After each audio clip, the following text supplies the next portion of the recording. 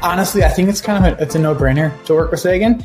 The cost difference is pretty astronomical. Rather than doing like a third of the first year's salary, just doing the subscription, it's a lot more affordable. The quality and the ability of the team to find good people is just better than any other service I've seen. Could you please introduce yourself? Totally. So my name is Sean O'Dowd. I run Scholastic Capital. We're a real estate fund. We buy homes in really good school districts and then rent them on long-term leases to families that need homes in good school districts. Did you guys have any challenges maybe you faced with hiring before using our service? Or have you hired globally before? If so, any challenges? Yeah. So I've hired globally for a long time now. And the biggest challenge has always been finding the right person and knowing that they're the right person.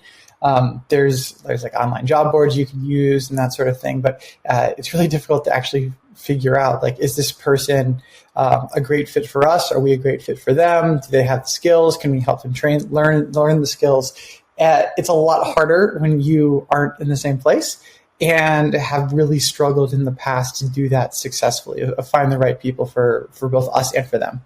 What made you decide to become a Sagan Passport member, since you do already have a lot of experience in hiring globally? So what made you, make that change in the way you hire? I think the difference between like a B minus hire and an A plus hire is astronomical. It doesn't sound like a lot because it's like a B to A, like that's not a big change. But in practice, the difference between a B hire and an A hire is like a 10x difference.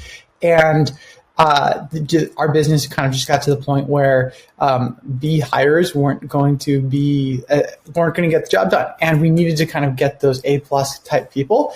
And I have known John for a little bit. I trust him a lot, and it got to the point where, hey, like there's nowhere else I'd rather go than work with him to kind of get those A plus hires.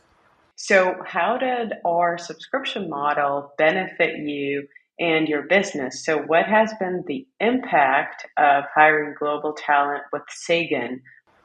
It's a good question. I think there's a couple different elements. First is the cost difference is pretty astronomical. Rather than doing like a third of the first year's salary, just doing the subscription, it's a lot more affordable. The other thing is, just by the nature of the subscription where you're signing up for multiple hires, maybe 5 hires or so, I actually think that aligns incentives a little bit better because Sagan knows the first hire that we do with them is not a one and done situation. We're going to be hiring 4 more people, 9 more people, whatever it might be with you guys. I think it aligns incentives. You want to make sure that all the candidates are good because there's definitely more coming.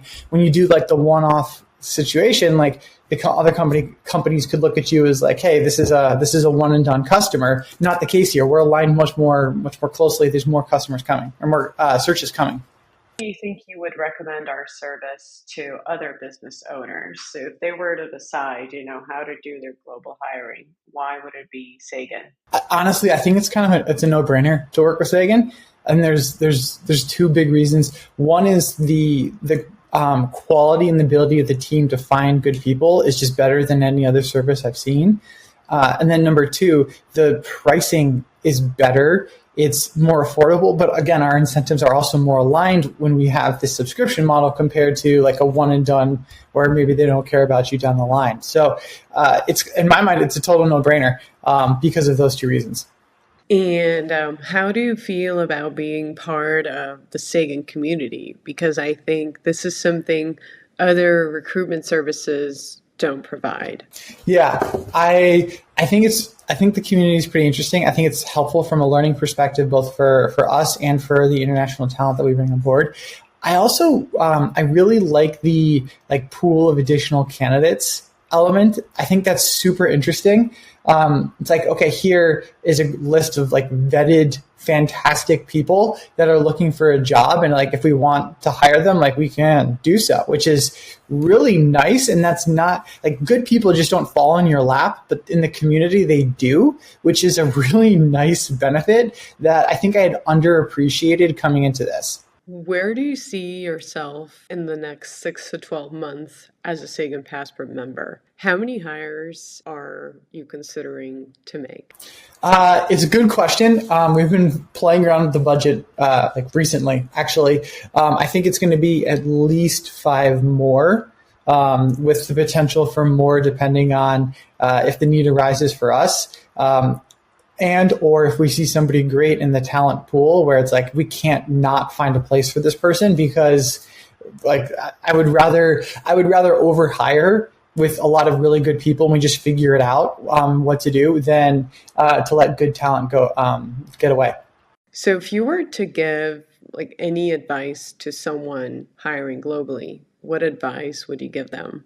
I think the biggest piece of advice that I would give is to make sure to treat it like any other hire that you would do in the U.S. I think a lot of people have a default of trying to treat U.S. versus international hires differently, and like at the end of the day, it's the same thing. Like somebody starts, you have an onboarding a process where they come into the business, you get them trained up on what's going on, like you get people up and into the swing of things. I think sometimes that gets missed where people forget about that step, and it's at the end of the day, it's the exact same thing of onboard every employee the exact same way, and like everything's going to work out the exact same way at the end of the day.